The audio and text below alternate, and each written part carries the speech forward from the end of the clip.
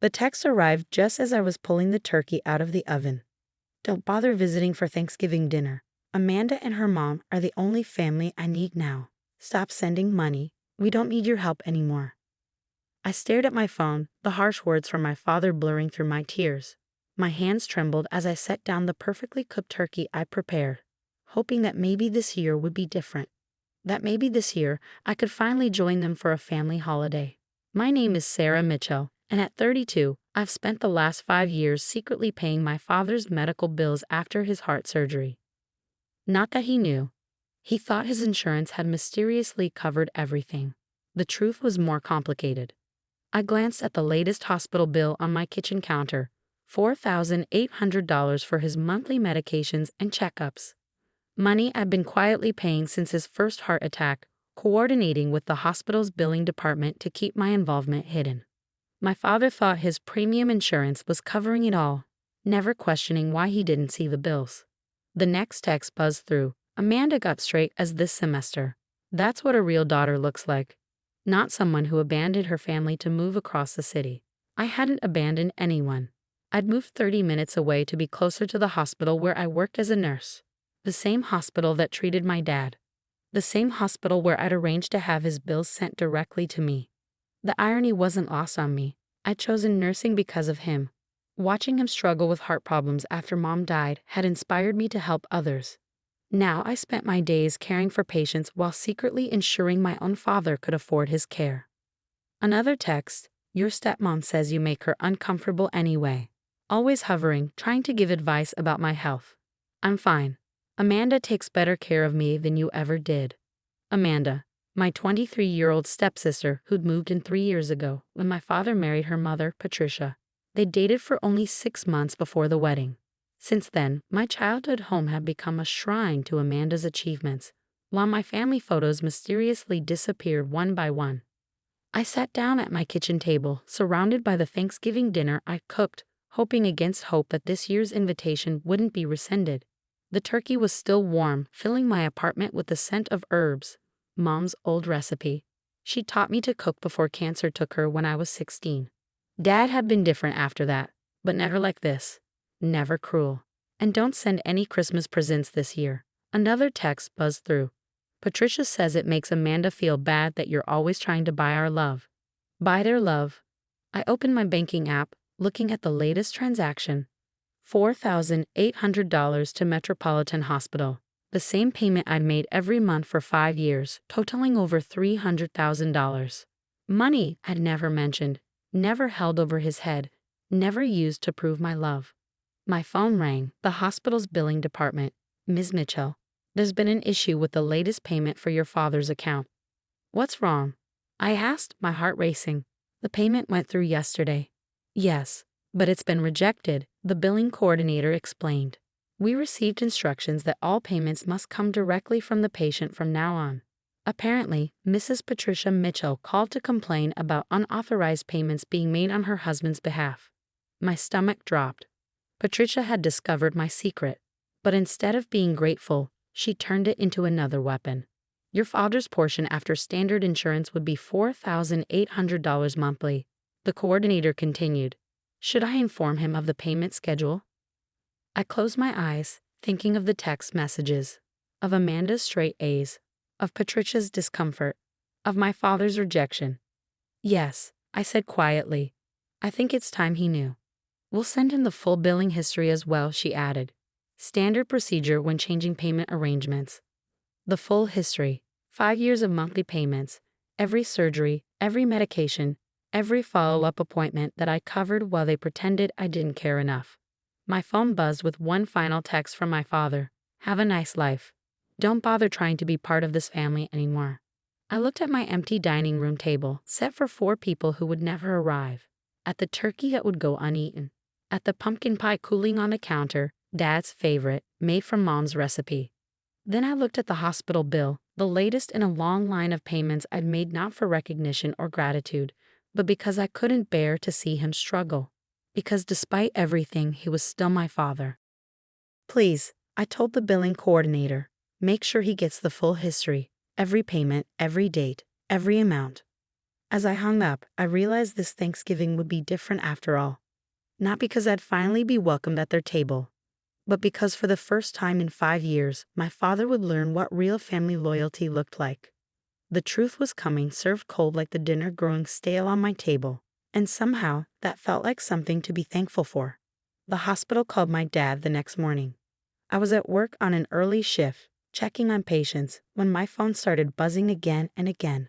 First, 3 missed calls from Patricia, then a bunch of angry texts from Amanda, and finally a call from my dad. "What is this bill?" he asked, trying to stay calm but sounding worried. "The hospital says I owe $4,800 a month.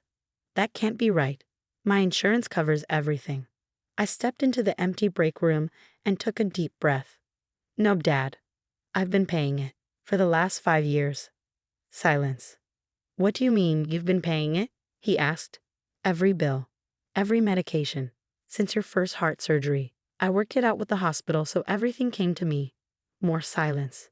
I imagined him sitting at the kitchen table, the same one where I used to do homework, where Mom made Sunday dinner, where Patricia now hosts family meals I'm not invited to. "That's over $300,000, he said, flipping through papers. $312,000 actually, I said, trying to sound calm, like I do with difficult patients. "That's the same amount you told me not to send anymore." More silence. "Why would you do this?" he finally asked. "Because you're my dad," I said. "After Mom died, I promised I'd take care of you, even if you didn't want me to." I heard Patricia yelling in the background, "Tell her to fix it. Call the hospital. She can't just stop paying." "You don't get to ask me for anything," I said, loud enough for her to hear. "Not after those texts yesterday. Not after pushing me away for 3 years." "But we can't afford this," Dad said. His voice shook. "Patricia just put a down payment on a car for Amanda. We're already tight on money." Of course they were. I'd seen Amanda's social media, her new BMW, her shopping trips, fancy vacations, all while I worked extra hours to pay his medical bills. "I know about the car," I said softly, "and the cruise last month, and Amanda's shopping in New York. I saw the posts, all the family events I wasn't invited to, but I still kept paying." "Sarah," he started. I interrupted him. "Last night, I made Thanksgiving dinner. Mom's recipes, turkey, stuffing, cranberry sauce, even the pumpkin pie you love. I set the table for 4, hoping maybe this year would be different. But instead, I got texts saying I don't belong in your life." Patricia's voice got louder. "She's trying to guilt trip us." "No," I said firmly. "I'm telling the truth. For the first time in 5 years, you're all going to see what real family care looks like." "We can't pay this," my dad said again, sounding scared. "Sarah, please, my pension isn't enough." "I know, that's why I paid from the start, but you told me you didn't need me anymore. That Amanda takes better care of you." My pager went off. A patient needed me. "I have to go," I said. "The hospital billing office has my info if you need the payment records." "And Dad?" "Yes," he said quietly. "That turkey I made, it's in the freezer now, just like Mom used to do. But this time, not because we had leftovers, because there was no one to eat it with." I hung up before he could say more. My tears in the break room were just for me, no one else would see them. As I headed back to work, my phone buzzed again. A message from my dad. "I didn't know. All this time, I didn't know." I replied. "No, you didn't want to know. That's different." Then I turned off my phone and went back to caring for people who actually wanted my help. The truth was out, cold like my untouched Thanksgiving dinner. But somehow, I felt lighter. After 5 years of silence, my voice had finally been heard. Let them figure out the bills now. Let them realize what they lost. I had a job to do, and for the first time in years, no more secret payments to make. Sometimes the best way to care for someone is to let them face the truth on their own. 2 weeks passed in a blur of work shifts and unanswered calls. Patricia's number I blocked after the first day of constant harassment. Amanda's angry social media posts about fake family loyalty I ignored. But my father's messages, those were harder to dismiss. "Please call me," he texted daily. "We need to talk." It was during a quiet night shift that everything changed. I was doing my rounds when I saw a familiar name on the admission chart. James Mitchell, my father. Acute chest pain. My professional instincts took over as I rushed to the emergency room. There he was, looking smaller somehow in the hospital bed, Patricia notably absent. "Sarah," he breathed when he saw me. "I didn't know you were working tonight." "I'm your assigned nurse," I said, checking his vitals with practiced efficiency. "Where's Patricia?" "At home with Amanda." He winced as I adjusted his IV. They're looking at cheaper cars today, trying to return the BMW. I nodded, keeping my face neutral as I recorded his blood pressure. "The doctor will be in soon. Try to rest." "Wait," he caught my hand. "Please, I've been trying to reach you." I gently removed my hand. "This isn't the time, Dad. You need to focus on your health right now." "No," he insisted, his voice stronger. "I've been foolish for too long. When I saw those payment records, Sarah, I had no idea. All these years you were taking care of me while I let them push you away." I continued my checks, professional mask firmly in place. "Your heart rate is elevated. You need to stay calm." "I found your mother's old recipe box," he continued. "Patricia had hidden it in the attic. And your childhood photos, they weren't lost.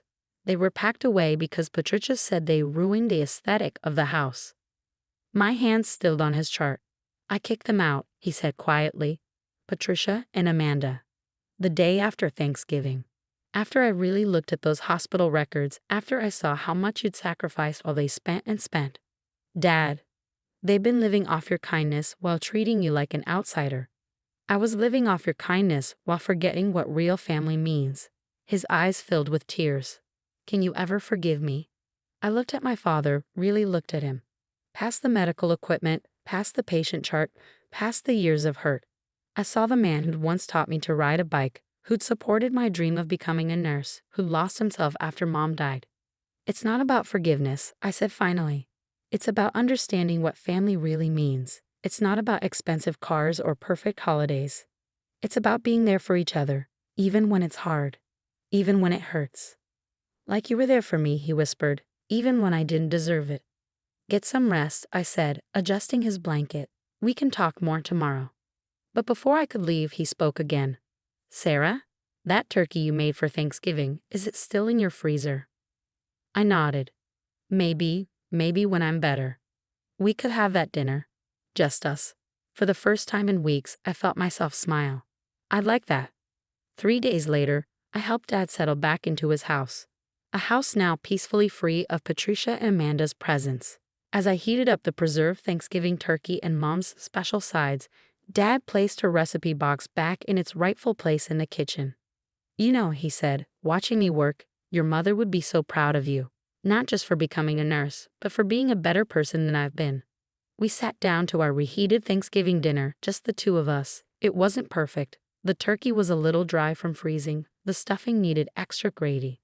But as we shared our first real meal together in years, I realized something. Sometimes the best family moments aren't the picture-perfect ones. They're the ones that come after the storm, when truth and love finally find their way back home. Dad insisted on doing the dishes afterward, though his hands shook slightly from his medication. As he worked, I heard him humming, an old tune Mom used to sing while cooking. Some things, it seemed, could never really be packed away in an attic. 3 months have passed since then. Dad's health has improved, and so has our relationship. We have weekly dinners now, sometimes with Mom's recipes, sometimes with new ones we try together. The house feels like home again, filled with the family photos Patricia had hidden and the memories we're finally ready to share. The hospital bills. Dad's pension covers them now, though it's not easy, but he insists on paying them himself. "It's time I took responsibility," he says. And every month when he makes that payment, I see him remember what real family loyalty looks like. Sometimes the most expensive things in life aren't measured in dollars, but in the courage it takes to face our mistakes and begin again.